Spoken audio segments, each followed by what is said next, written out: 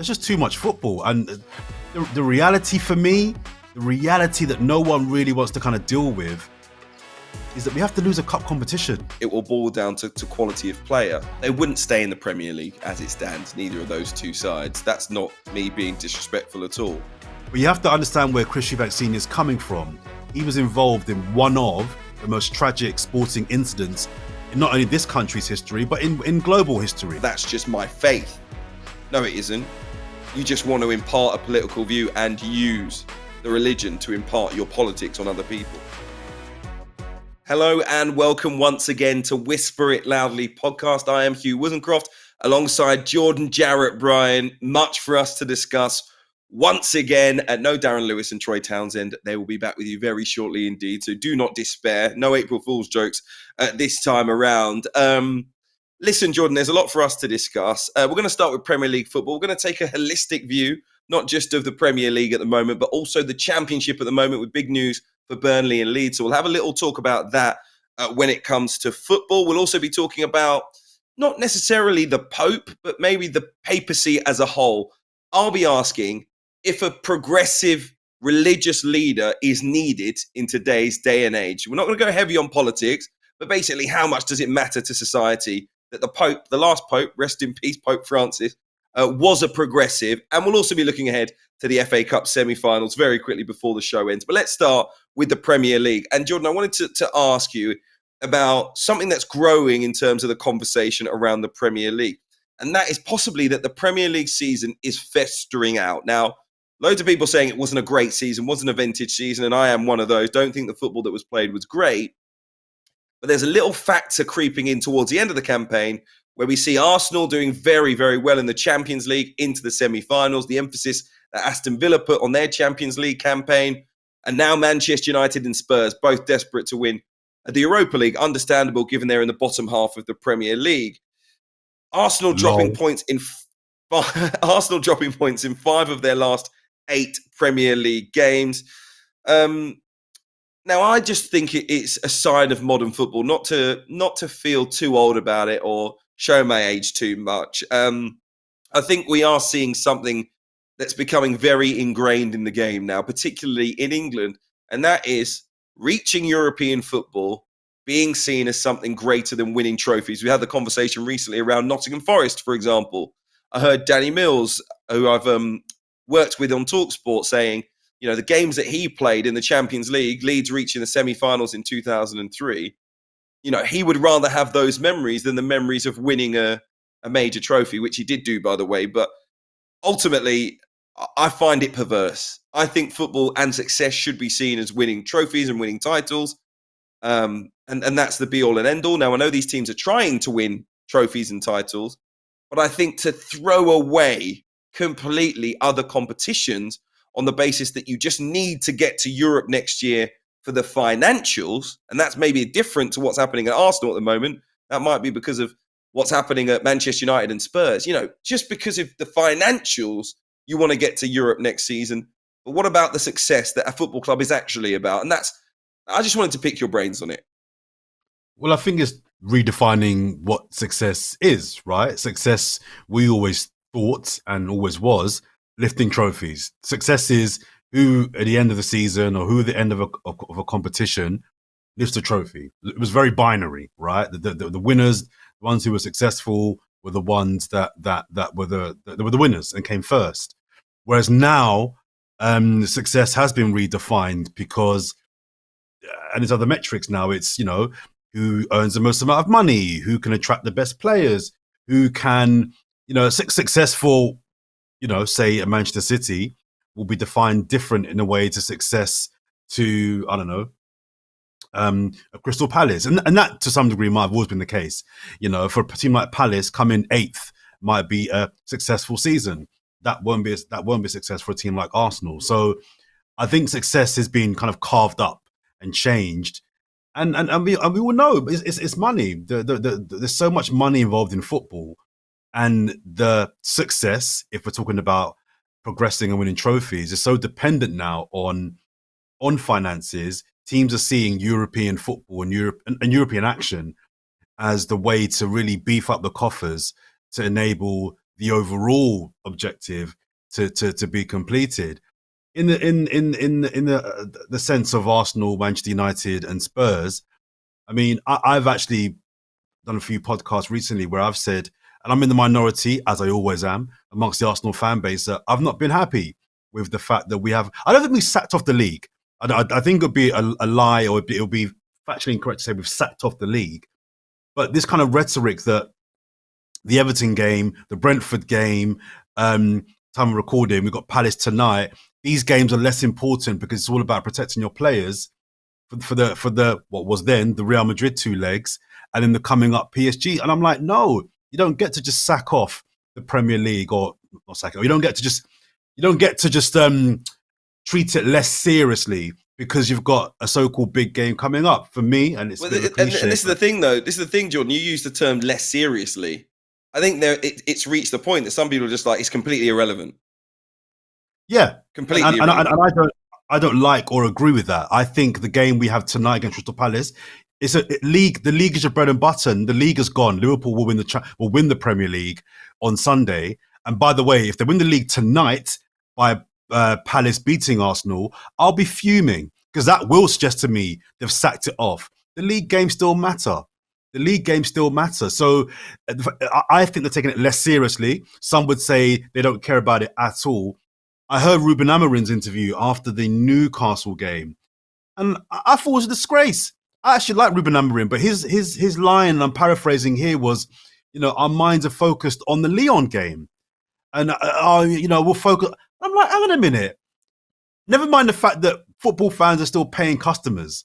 People have paid money to go to Newcastle, St. James's Park. It's not cheap to follow your football team, especially Man United.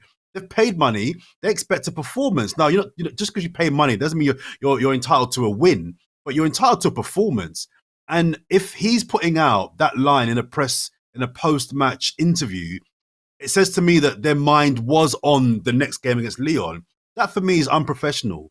And if he's looking at Europe and sacrificing the league game, that for me is not good enough. Now, the Man United fans, like the Arsenal fan base, may well tell me, well, to be honest, we would rather he focus on the Lyon game anyway. Fine.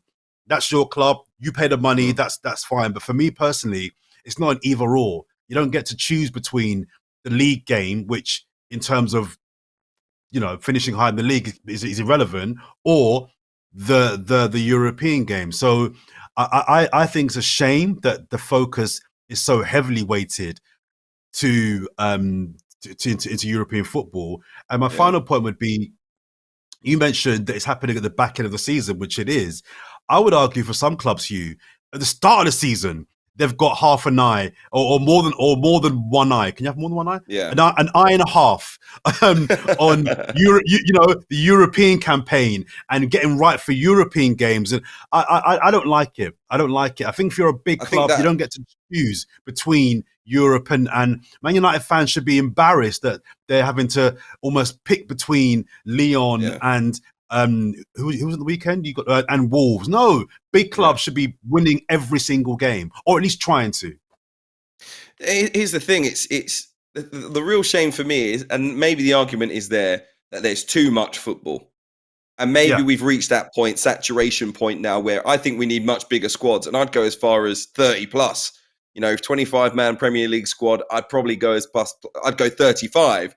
If your team is genuinely trying to compete in every competition, including Europe.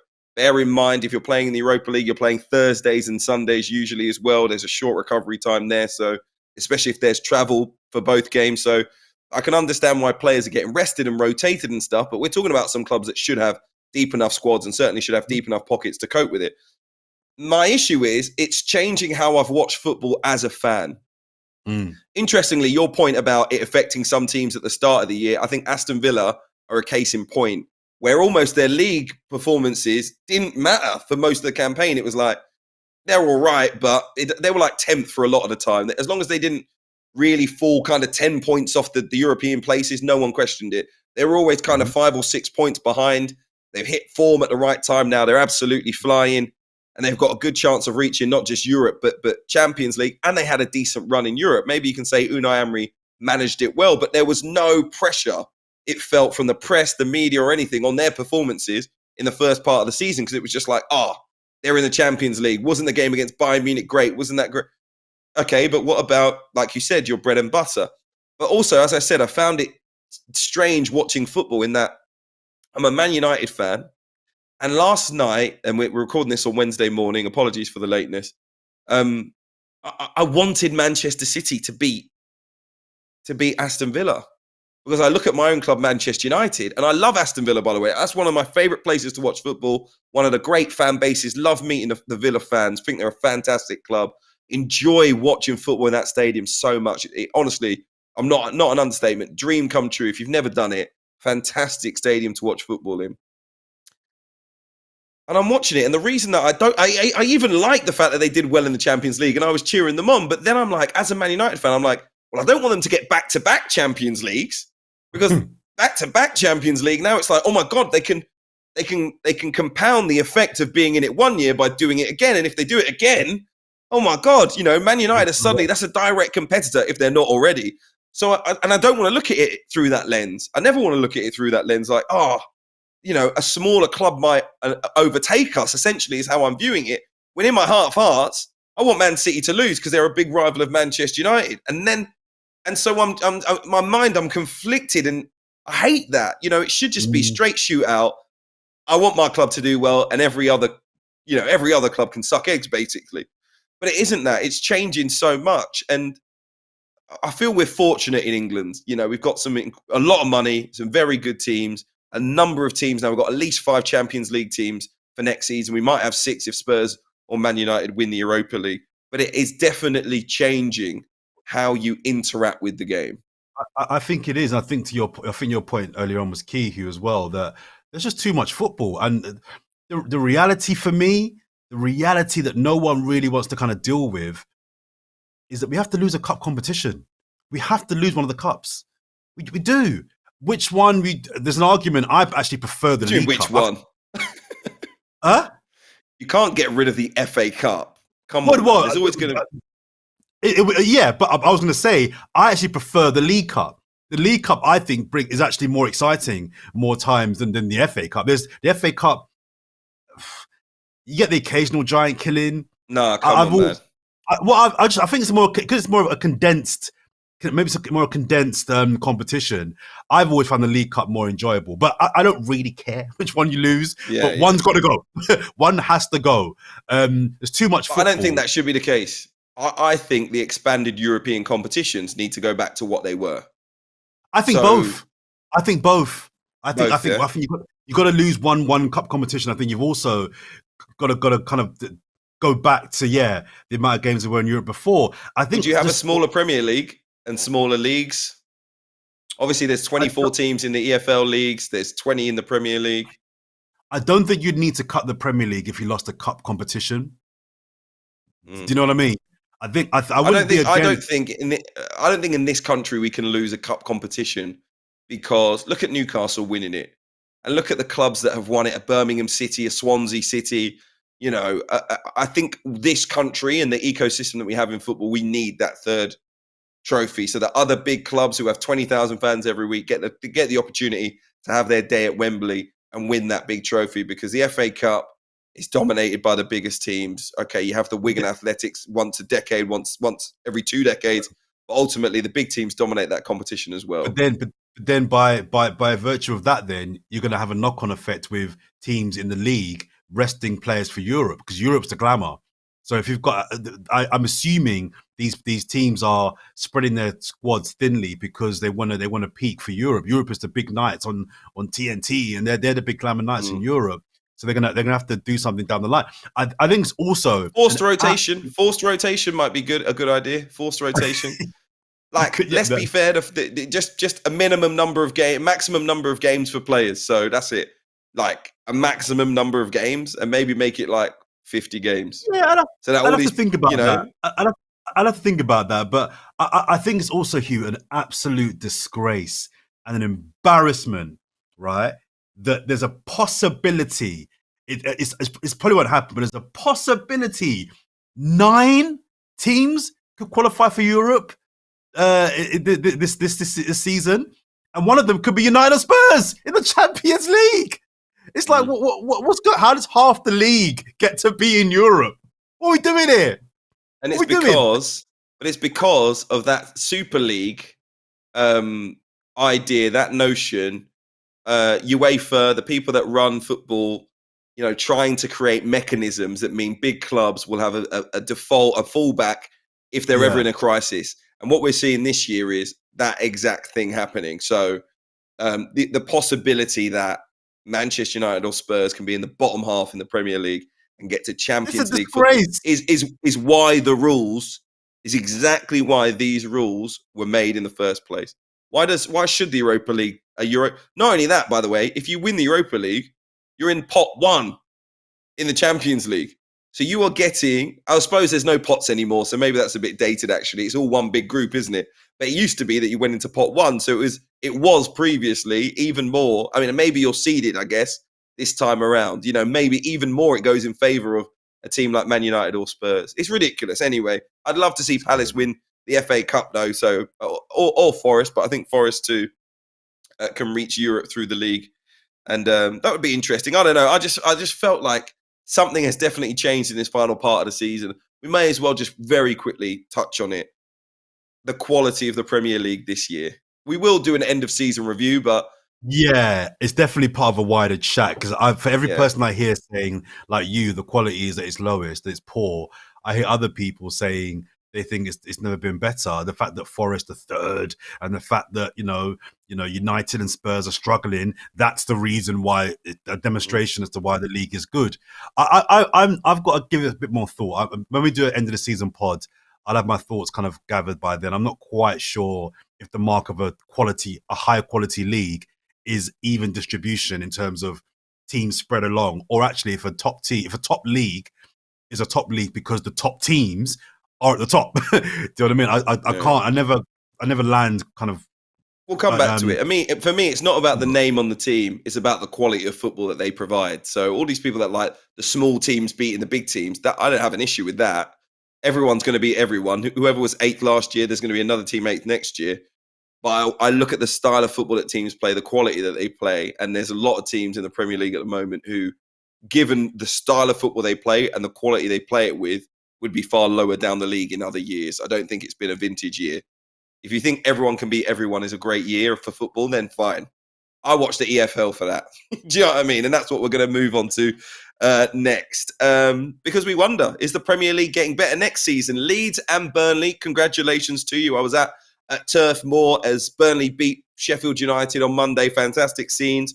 Well, apart from the interactions with the Sheffield United players. So fans, be better. But fantastic for the fans of Burnley to watch their team promoted. Leeds United as well. Many of those fans staying outside the stadium to celebrate the players inside the stadium, coming out to see them and celebrating with them. So fantastic for both of those two teams. And I'm sure Sheffield United will be back to fight another day. Ridiculous record for Burnley and Scott Parker. Second promotion to the top flight in 3 seasons. They've conceded just 15 goals all season.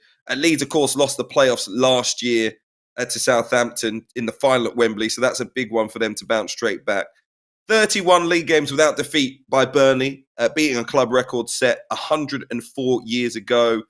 It's just unbelievable. Remarkable achievement. So congratulations to them and Scott Parker. Firstly, on these two teams, and we'll have more of this conversation, I'm sure, but a lot has been said of the idea that last year, all 3 promoted teams went down. This year, all 3 promoted teams will go down. And how we bridge that gap between the Premier League and the Championship when it comes to the quality of football. I think we'll come to that in a moment. I want to ask you about Scott Parker, firstly, and whether he's got a point to prove. He was relegated with Fulham.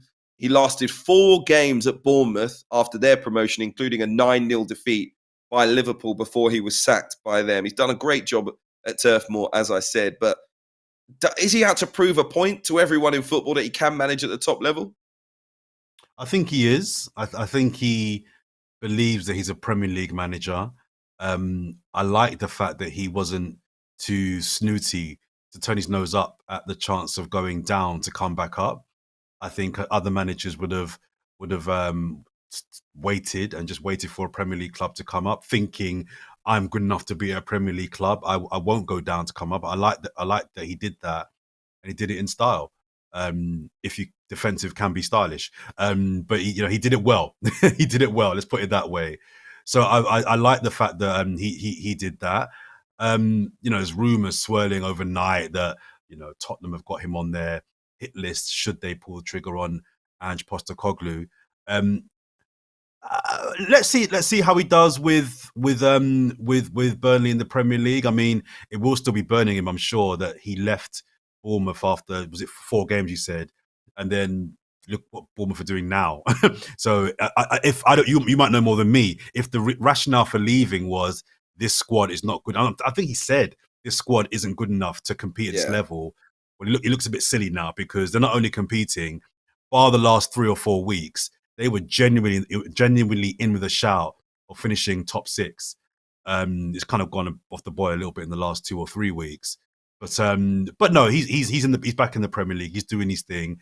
I think Burnley and Leeds, because they've both got history in the Premier League of spending, I don't have any kind of doubts that they will spend the money that they feel they need to compete. Unlike some of the teams that came up last season, whether that's enough or not, I don't know, and I doubt it.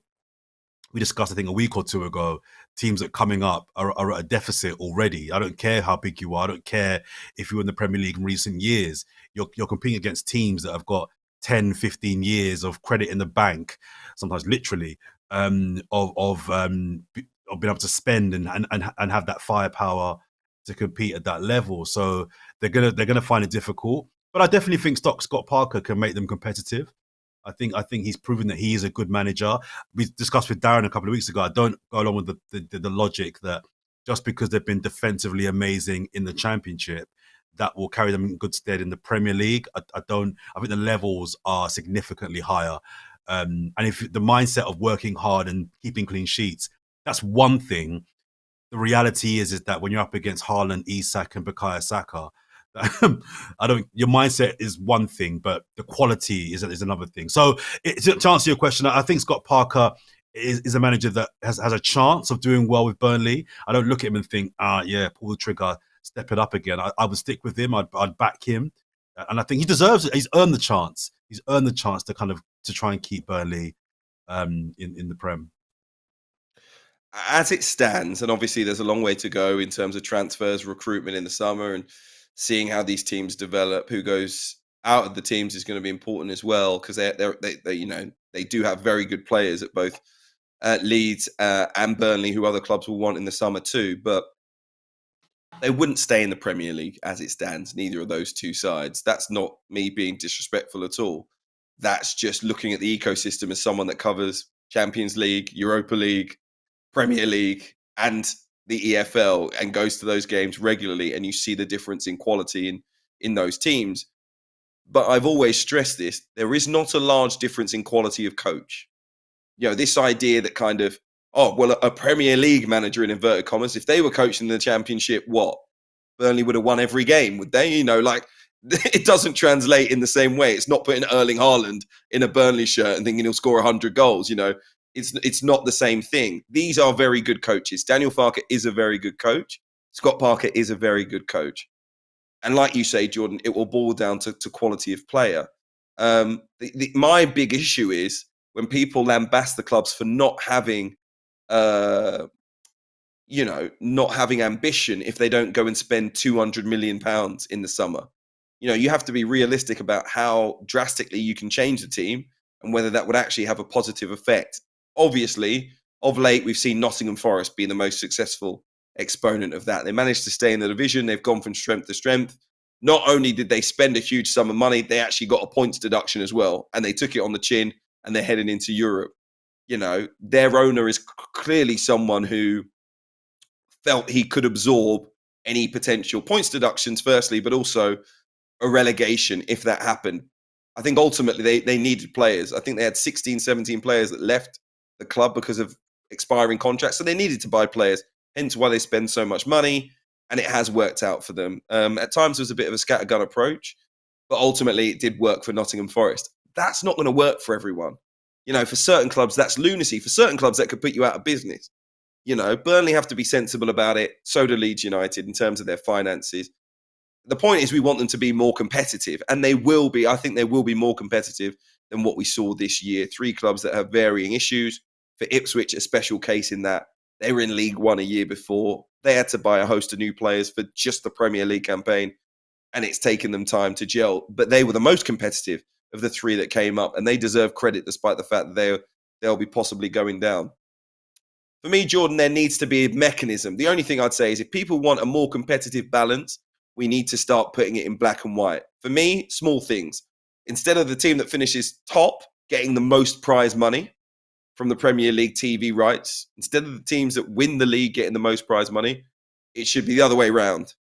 And the teams at the bottom should get the most. Or there should be a kind of bowl effect where the teams in the middle of the league get the least, and the team that wins the league gets a lot, and the team that comes 17th gets a lot, or bottom of the league gets a lot. The other mechanism that I think I would do is I would extend the transfer window only for promoted sides.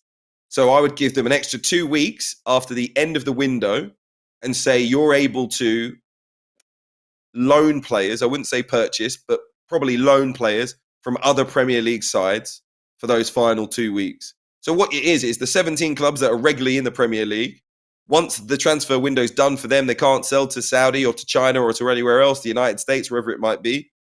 Suddenly it's like, right, okay, there are a couple of players in our squad that we just don't want. And I think they should be able to say to the teams at the bottom, these players are available for X amount of price. And if the teams at the bottom want to do those deals, then fine. I also think, by the way, that, for example, there's a pot of money because Leeds United and Burnley have come up. And I think if Sheffield United were to come up as well, if Sheffield United and Burnley were to come up this year, because of the parachute payments they're due to receive, that would save the Premier League £51 million in parachute payments. Do you know what they do with that money at the moment, Jordan? No. They share it amongst the other Premier League clubs. So that's money. Had the teams got relegated and stayed down and not been promoted again, they would have been happy, the Premier League, to pay that money to teams based in the EFL. But because you've come back to the Premier League, we now no longer want to pay that money to teams based in the EFL. We're going to pay it to the Premier League teams. So there are mechanisms where we can make things more even in terms of the competitive balance. And I think if it happens again this year and we have the 3 teams that came up go straight back down, that's warning signs, and we need to put these mechanisms in place. And by the way, I think that is a distinct possibility because I look at the teams that have struggled in the Premier League this year that haven't or won't go down. I don't foresee them having those level of seasons again. I think if Wolves, West Ham, I mean, you'd like to think that Spurs and United ain't going to be in that bottom 7. But, if Wolves and West Ham and Everton, if those are the 3 worst teams taken out, the 3 that have gone down in the league, I listen, Wolves, West Ham and Everton would have to have really bad years to have been trumped by Burnley, Leeds and, let's say, Sheffield United. So I think it's a very high possibility those 3 teams do go back down. I'm not massively, as a neutral, excited about the 2 that have come up. I'm not excited by Burnley and I'm not excited by Leeds. Leeds, man. Farker. Well, I don't like Leeds. I just don't. Leeds are one of the clubs. That's why I mentioned it. Yeah, I'm just not a fan of Leeds. But it's not even about them. It's about Farker. I'm not particularly excited by him. I don't think he's a Premier League manager. If that is a thing, I think there are levels, and I think he's a very, very good Championship manager. I'm not sure he's a guy that I would trust to keep my team in the Premier League. So let me ask you this then. I don't know if I mentioned it before, but in the last 4 seasons, only 25% of the promoted sides have ended the season with the same manager they started it with. So if you get promoted, there's an overwhelming likelihood you're going to change your manager during the season. Some people have started to say that it's almost like, Ten Hag won the FA Cup and people were saying, thanks very much. Time to move on to the manager that we need for our future. I've heard Spurs fans saying, if Ange Postecoglou wins Europa League, fantastic, thanks very much. Time for you to go. We'll shake hands on it. Is it maybe time that teams from the Championship shake hands with their manager, say, thanks very much for getting us to the Premier League. Here's your £1 million bonus.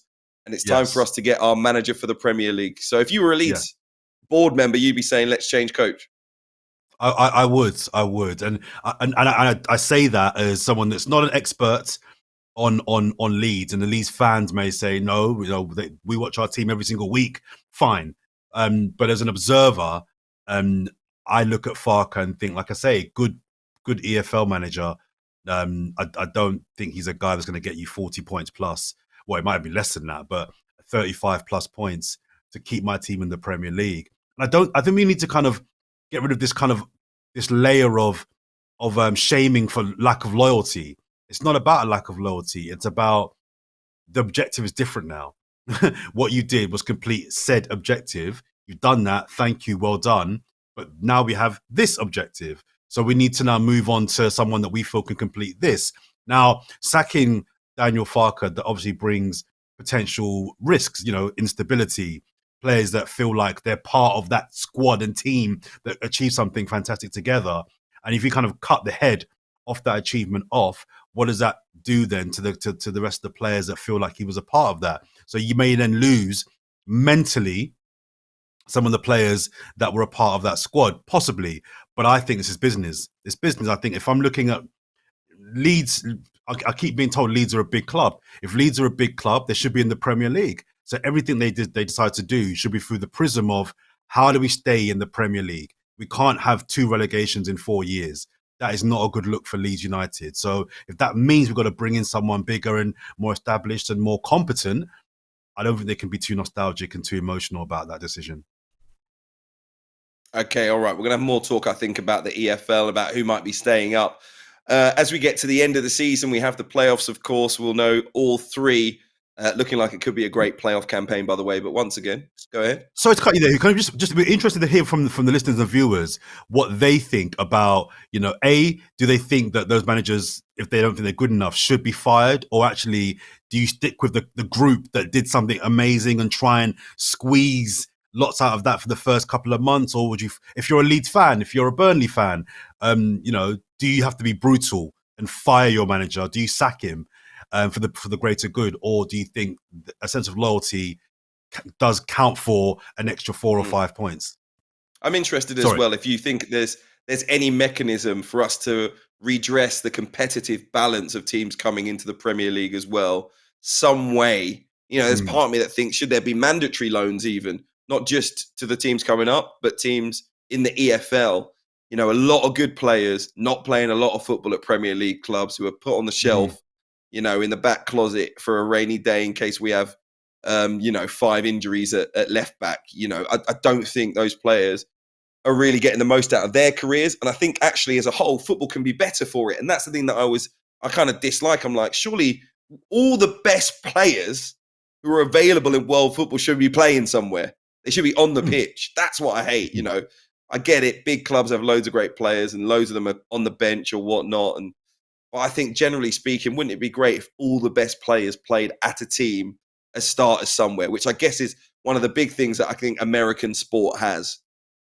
Every team has a handful of players who were at that really elite level, who if they had a model like ours, wouldn't be. They'd all be pushed into the top 5 or 6 teams, and the rest of the league would have to cope with what's left. That I guess is one of the best things about American sport. Maybe we can learn something about that. But anyway, I digress.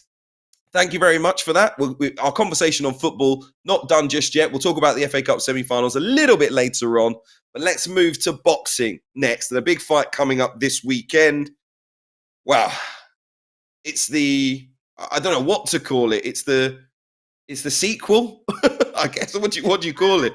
30 years ago, 2 of the best to ever do it in terms of British boxing, Chris Eubank and Nigel Benn, put together some absolute classics. They were part of a middleweight dynasty of British and Irish boxing at the time. World-class elite champions that we had. Steve Collins, of course, Michael Watson as well. It was an incredible time for boxing when we were young people. ITV, thanks very much. We used to watch those fights free of charge. Not going to be the case for this weekend. But now it's Conor Benn, Nigel Benn's son, taking on Chris Eubank Jr. And there is bad blood between the two of them, as we know. 900 and what 50 days ago, something like that, their first fight cancelled because Benn had failed a drugs test. It meant the delay of that second generation rivalry. More than 2 years on, they're going to face off at the Tottenham Hotspur Stadium on Saturday. Interestingly, the fight taking place at the middleweight limit of 160 pounds. That's 11 stone, 6 pounds. There's a hydration clause. Neither man can put on more than 10 pounds between the weigh-in on Friday and fight night. Benn is coming up 2 weights from welterweight. He last weighed in for a fight in February of 2024. He was 10 stone and 10 pounds, 150 pounds in total. And Eubank was 11 stone, 5 pounds when he last fought in December. The heaviest Eubank's fought at is super middleweight. That's 12 stone. So clearly he will be the more comfortable of the two men at this weight class. Chris Eubank Sr., very unhappy and voicing it in the last few days that the fight is taking place at this weight, feels it's dangerous, feels like the rules, Queensberry rules of boxing and weight classes are there for a reason, and that is to protect the fighters. It's a bit of debacle as well. We saw the egg slap from Chris Eubank in the first press conference announcing the fight and the kind of ticket sales that they did as well. He generated a lot of interest in the fight. It would have been a sellout 2 times over. For two fighters that, let's be honest, Jordan, aren't really elite level. They're not really world-class level anyway. They're not world champion level. So are you excited about this fight? Should people be excited about watching Eubank Jr. versus Benn? I'm conflicted. I understand why there's so much interest in this fight. These are 2 iconic names in British sports history, as you just explained. Same age as you, same era that I remember watching those fights when I was young, because they were on ITV, as again you mentioned. And not only that I could watch them because they were on free TV, they were good fights. These were really good. This was great sport.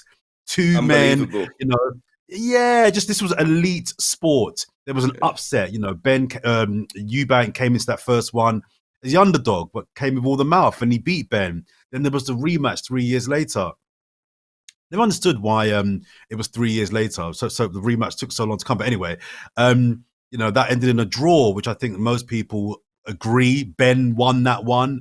And there wasn't a trilogy, unfortunately. So I'm conflicted because I understand why there's a lot of hype and noise around this. But I also am a bit like you. If you look at it from a clear sporting spectacle, there's no belts on the line here. This isn't a world title fight. Chris Eubank Jr. has had a couple of opportunities to win at world level and has lost. He's 7 years older than Benn. So in terms of if this was, Nigel Smith versus, if this was Connor Smith versus Chris Jones, would this have sold out at Tottenham Hotspur Stadium? Well, the answer is no, it wouldn't, because there's no belts. So that tells you from a sporting lens how big this actually is. It's a legacy fight that their fathers began. Now, what I'm not liking is a few things here. I don't like the narrative around Chris Eubank Sr.'s concern. There's this narrative that because he's been very emotional and very articulate about his disliking of this contest, that he's somehow some kind of a weirdo or a little bit of a loony. I've even heard, he's got mental health problems. And there's things about Chris Eubank Sr. that I don't particularly love. But I think on this occasion, I think his points are valid and are to be listened and respected.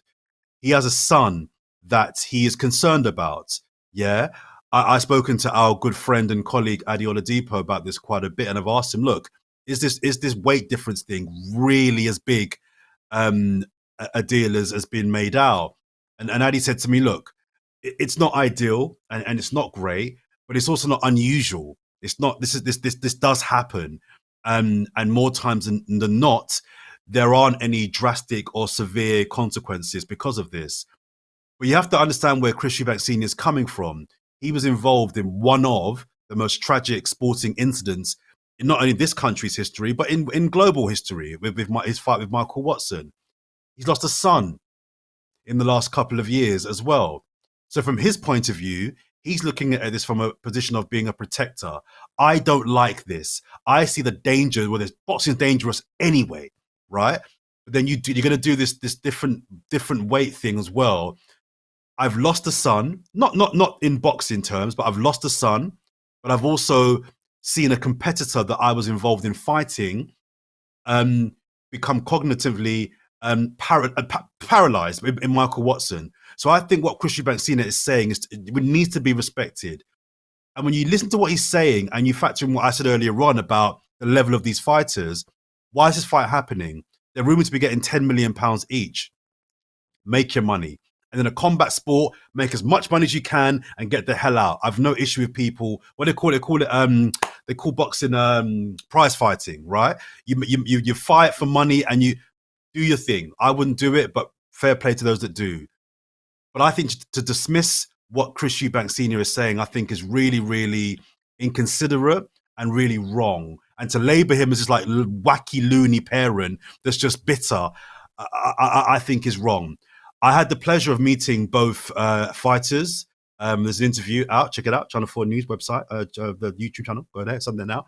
And I had the pleasure of meeting both fighters. And they're both up for it. I don't think the vitriol and hatred, Hugh, is as organic as they would tell you it is. Because before the failed doping of Conor Benn, why did they hate each other? There was no reason why they hated each other. This feels like it's been ramped up because of that allegation that Chris Eubank Jr. to this day still holds, that he's a cheat. So anyway, I've had the pleasure of speaking to them, and look, they both want to fight. My thing is, for Chris Eubank Jr., if he loses, I think he's done. I think he's finished.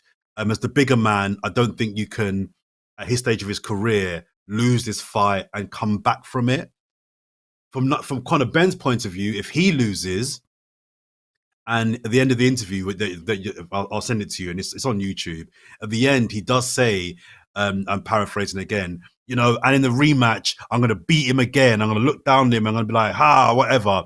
And I'm not so sure he was supposed to reveal that there's a rematch clause in this. And I could be wrong. Maybe there isn't. But when he said that, I thought, so there's a rematch already arranged. So if he loses, I can see there being a second fight. Look, I'm going because I think it's a spectacle, but from a sporting point of view. Hold on. Did you pay for this ticket or? I'm working there, Hugh. I'm working. Okay. I just wanted to check. Look at you trying to do me over. I'm working, I'm working. I just wanted to check if you actually cared about this fight enough to pay for a ticket after what you said previously. That's why I asked. But if I'm being honest with you, if I wasn't going to the fight via working, I wouldn't buy a ticket. I might watch it at home. I wouldn't buy a ticket. No. But you'd pay for the pay-per-view, yeah? I pay, obviously league and all above board. That's what I've been doing. Really. But I wouldn't be buying a ticket to go because I don't see this. And I'm sorry to the camps and the teams and the fighters themselves. I don't see it as an elite sporting contest. No. This isn't Federer style. This isn't Liverpool Man City. This isn't Usain Bolt versus Justin Gatlin. This isn't elite. Hold on a minute. No, how long have you had a season ticket at Arsenal? So I haven't anymore. Hang on a minute. I gave it up a few years ago. But when you did, you were still paying. That's different. I'm emotionally how's that different? To Arsenal. I'm emotionally connected to Arsenal. But my point is, not every bit of sport is like the contest you just mentioned. True. In fact, most of sport is not that elite level. Most of sport. That's fair. But yet we still, especially us, we love sport and we can still get the juices flowing over something that isn't particularly elite. Right. What is important, I think, is, like we said with the football, the competitive balance. I think this will be competitive, and in that case, there is still interest. You can still turn on the Olympic boxing and watch that, and you know that they're not the finished article, and most of them are kids, but you can still have interest in the fights. or whatever Well, it might be, so. I think the upside for this fight as well, Hugh, is that you could genuinely put an argument for either fighter to win this. This is not, as you're saying, this is not one sided. It's not like we know so and so's going to. This is pointless. No, I've gone back and forth on who I think is going to win this fight. You could put an argument for Benn because Benn, I think he's got faster hands. He's the younger, hungrier fighter. He's got a point to prove. I think he wants to clear his name in the ring by showing that he's a really good boxer and he can beat the best. Well, as perceived as one of the best. But then I think you could put an argument for Eubank, the bigger man, the more experienced man. It's now or never. I think if he loses this, I think he's done. So I genuinely feel that this could go either way, and that in itself is an interesting sporting contest. Yeah, Conor Benn has that spark, and I don't know if it's generational trauma, but he and his dad had it, and he's got it. When Chris Eubank Jr. hit him with that egg, I think the 5 guys that held him back, I think if there was only 4, he would have got to him. Yeah, that I think that fire in his belly, that anger is going to drive him on. Because you mentioned he has faster hands, not with the extra weight. The extra weight that he's going to have to carry around the ring means that he will be slower in the ring at the weekend. Chris Eubank will feel a lot more natural and light, if you like, in that weight class. And I think that lends very much in his favor. But I can tell you now that if this was guns at dawn, they'd be pulling the trigger. I think genuinely, you might not have been as taken in by the kind of the rigmarole of the arguments and the back and forth and all that stuff. Maybe there's a bit of theatre to it. From my perspective, I think Conor Benn hates his guts. And I haven't seen a fight for a long time. Bad blood, yes. But where I think genuinely, like a lot of fighters who have bad blood before a fight, they'll shake hands at the end and they have a lot of respect for each other after the fight because they've been through that, like you say, possibly life-changing experience and they've got through the other side of it. 2 gladiators in the ring and all that stuff. They have that respect for each other. I don't think there's a chance in hell that Conor Benn will do anything other than try and knock his head off after the final bell. I think he might, I think if he beats him... Not happening. No. Okay, let me rephrase that. I won't say I think he might. I will say it wouldn't surprise me if he went over to him and said, they just kind of bumped gloves. Fair fight. And then walked off. No more than that. No, I asked him in the interview, right at the end of the interview, I said, look, if and when you beat him, can we expect a cuddle of respect? And he's like, you mad? He's like, there'll be no cuddle of respect. Do you know what I mean? I was kind of winding him up a little bit. But it wouldn't surprise me. It would not surprise me if after the fight, he did go over to his corner and say, good fight. And then kept it moving. He might, slag him off, cuss him afterwards, but it wouldn't stun me if we saw him reach out to Chris Eubank Jr. after as a sign of respect. I'm going to go Eubank Jr. Yeah. Go on. I'm going to go Eubank Jr. on points or a late stoppage because I think the weight will tire Conor Benn and I don't think he's going to get blasted out of the ring or anything like that, but I think the effect of the 12 rounds may get to him later on and he might go down. He's just going into Chris Eubank's physical territory and I think that's going to be very, very hard for him.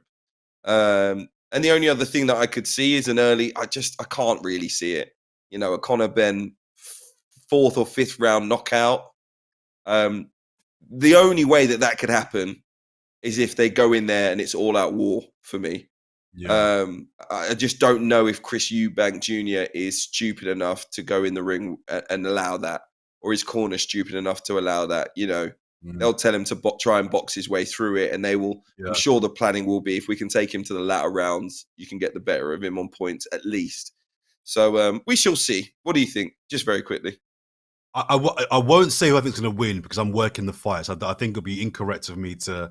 It'd be wrong of me to. It would. But what I will say is... So you're the only person that's working in there that's not going to give a public prediction. Everyone's going to give a prediction. It's boxing, baby. Everyone gives a prediction.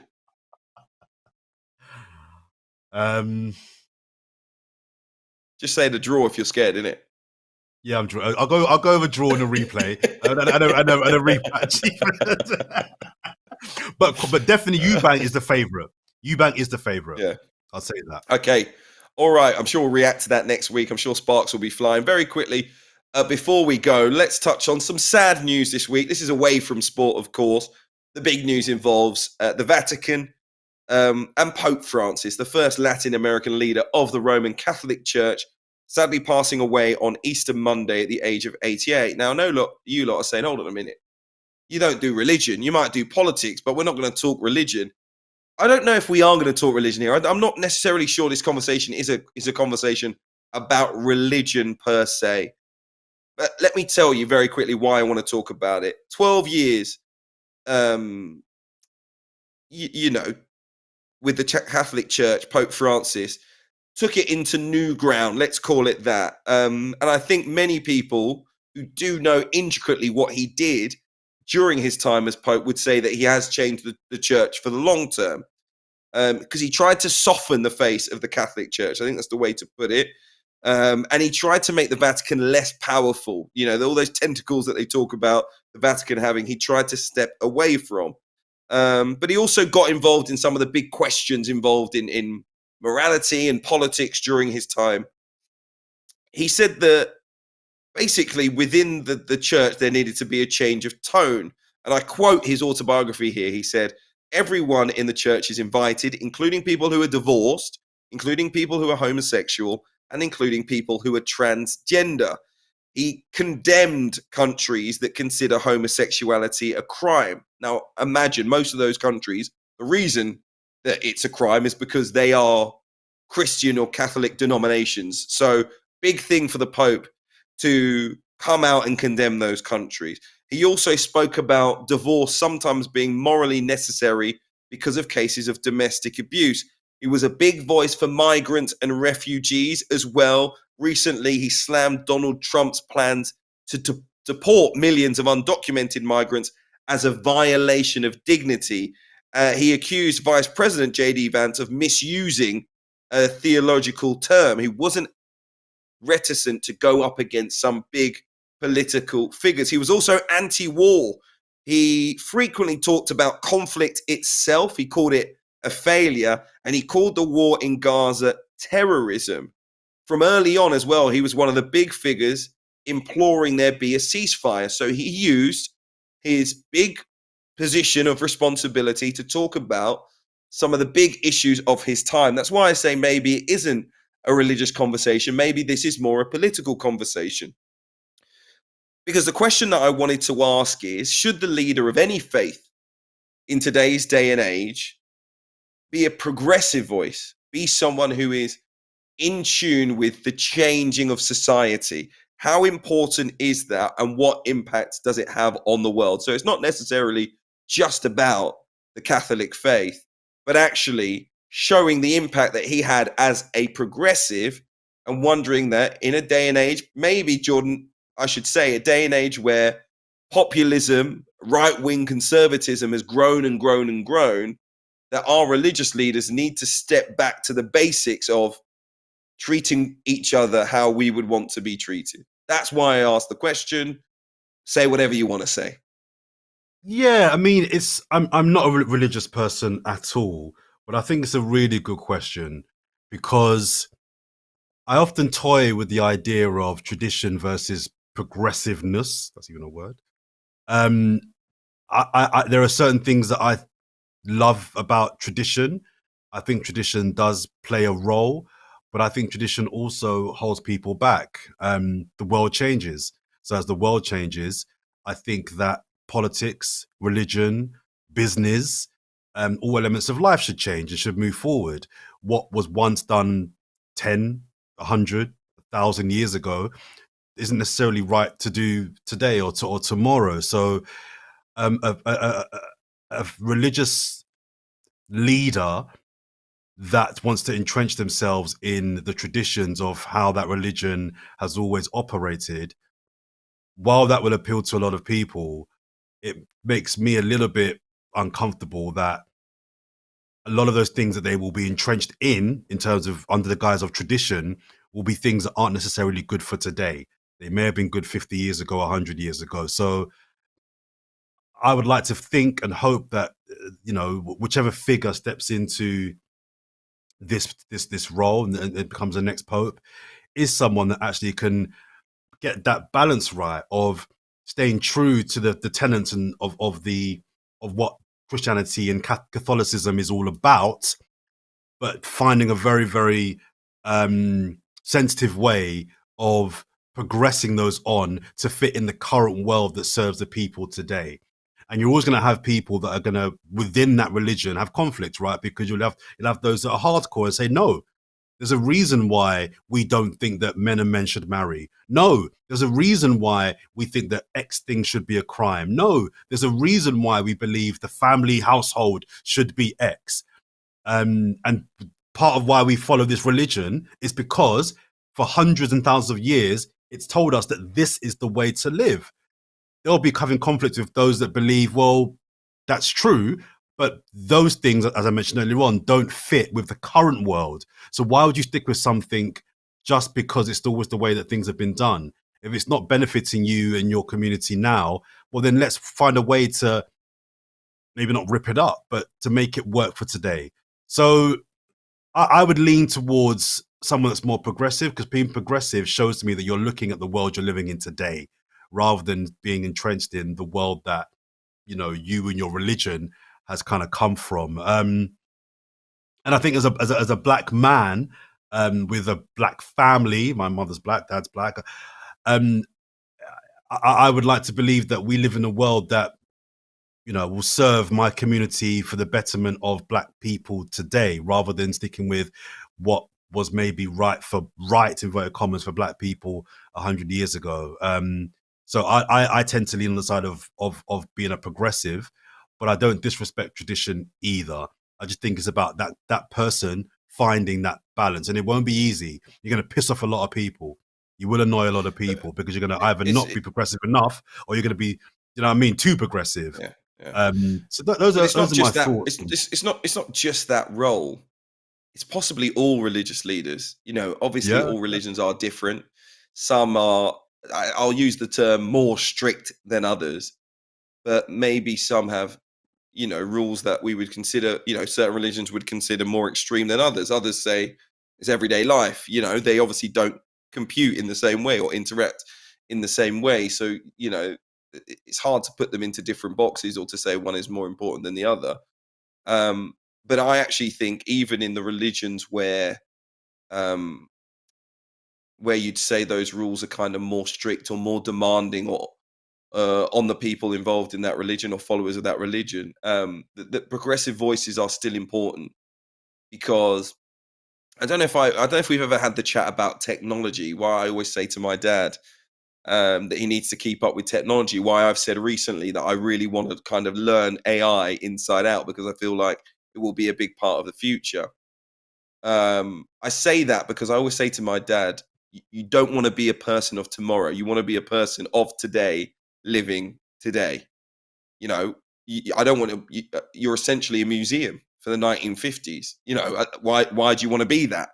You walk around with all of these views from the 1950s, not being able to interact with the world in the way that people who live in it now can, because you're stuck in the past. Why be stuck in the past? Now, people will say religion's different. It's an entrenched fabric of your personality. You can change the way that you interact with technology, or you can change your views. But actually, what I would say is, and this is someone who's Roman Catholic, is that, the world does change, and being progressive leaders is important, because you don't want your religion to be stuck in the past. You don't want people to look at followers of your faith. Oh, as soon as they say, and that's my timer going off. As soon as people say that they follow a certain religion, people say, oh, that, you've got backward thoughts. Why would you want people to look immediately? It's like someone saying, oh, I follow the EDL. Immediately you go, well, that person's got backward thinking. No, why would you want your faith to be seen in the same light? And that's why I think it's important.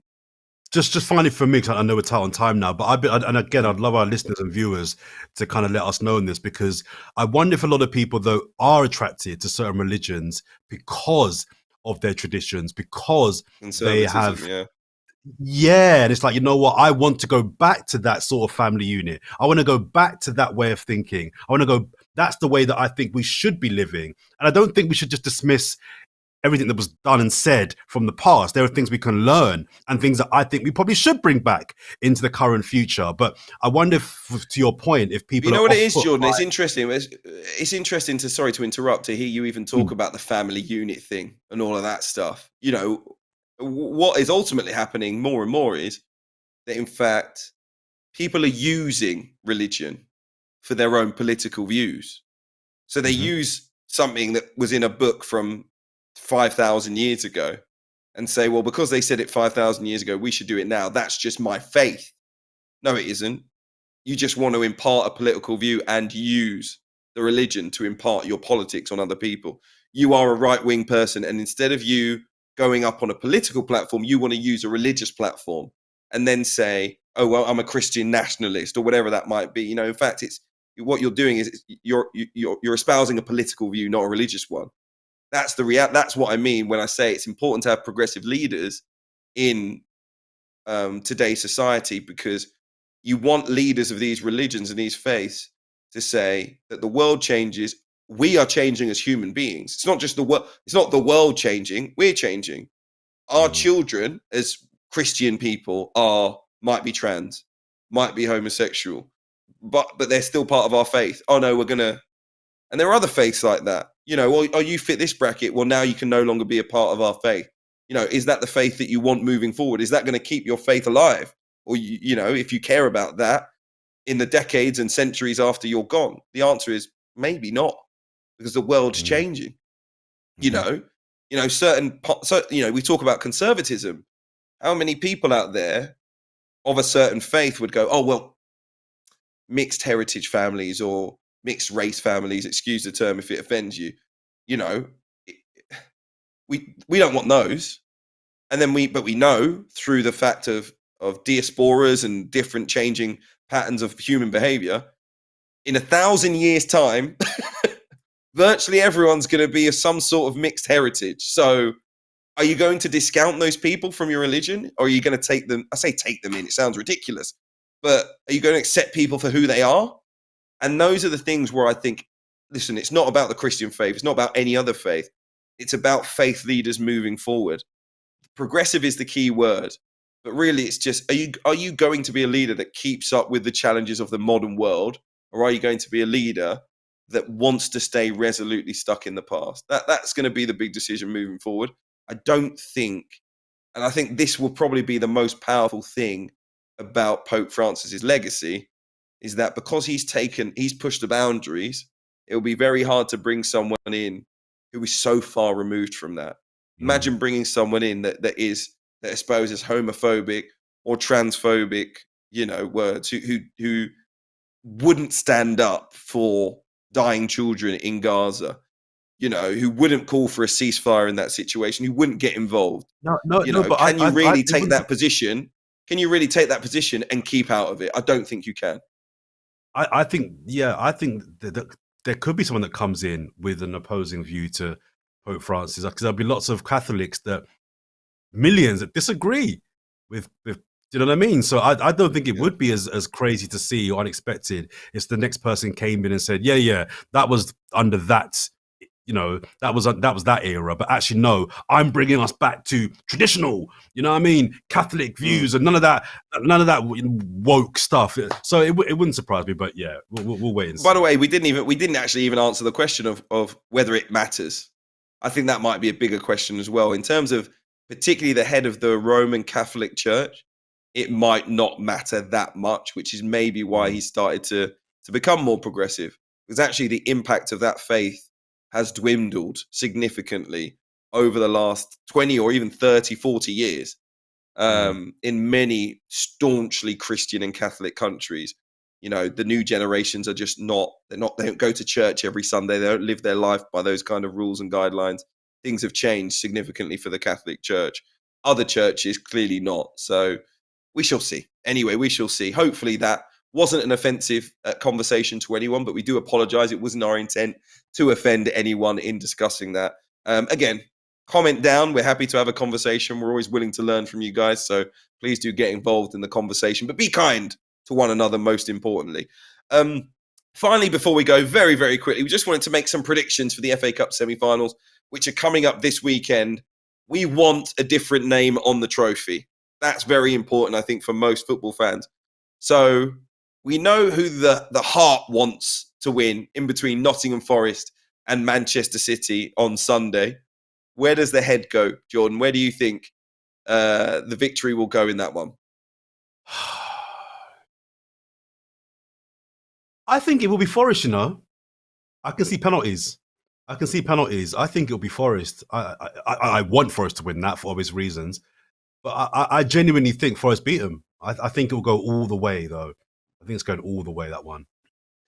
I don't. Their form hasn't been great recently, but I don't think it does go all the way. Because I think this is a cup final for Nottingham Forest. It's the cup final before the cup final. They will do everything and anything possible to get into that game. But I also think the dynamism that they've shown, the energy that they play with, the aggression that they play with, we haven't seen that from Manchester City. We know they've got quality, but actually the fans, Nottingham Forest fans, are going to make a hell of a noise. And it will feel like the FA Cup final. And I think they will want it, not just more, far more. I think this City squad's running out of energy, running out of motivation, because a lot of the players know that they'll be leaving the club, but also they've won it all. They've won the FA Cup before. Most of these players at Man City have been there, done it, got the T-shirt. They just aren't motivated in the same way as Nottingham Forest players. But also, they've just come through a tough game. They won it right at the end against Aston Villa. Nottingham Forest have been sitting at home watching, albeit, it was 24 hours extra rest, but I think it might make a difference on Sunday. So I'm actually going to go Forest 2-1. 2-1. Okay. 2-1. I think it'll be a good game. Another one which I want to call it hard to call, Crystal Palace versus Aston Villa. Villa have had a great season. They've gone to the quarterfinals of the Champions League. They're pushing to try and get in the Champions League once again. The form of Palace has just tailed off at the wrong time. Actually coincided with Jean-Philippe Mateta's injury, facial injury or neck injury in that FA Cup tie against Millwall. I think it's a very tough game for Palace, this one. Yeah. My heart is Palace because they're my local team, and see them win their first ever trophy would be amazing. I don't think it would be as one sided as I think. I didn't say it'd be one sided. No, just even harder to call. I just don't think they're going to win. I just don't think they're going to win. I'm very clear that I think Aston Villa are going to win this game. Yeah, it's hard for me to put a case forward for Palace, to be honest. I think it will be a Villa win. I'm going to go 1-0. 1-0 Villa. Cue Aston Villa 5-0 win this weekend. Listen, those games should be very entertaining. We'll react to them next week. If you want to make a prediction for the FA Cup semi-finals, you can do so in the comments as well. Thank you so much, Jordan. I had a really interesting conversation there. Enjoyed it all. Thank you all for watching. If you've got through it all, if you've just watched the segment, make sure you check out all of the others. You can certainly drop us a follow on social media as well. So if you've seen a clip, make sure you give us a follow, subscribe, get the notifications wherever you get your podcast back each and every Tuesday. We promise from here on out with a brand new episode. So we'll see you then. Thanks for watching.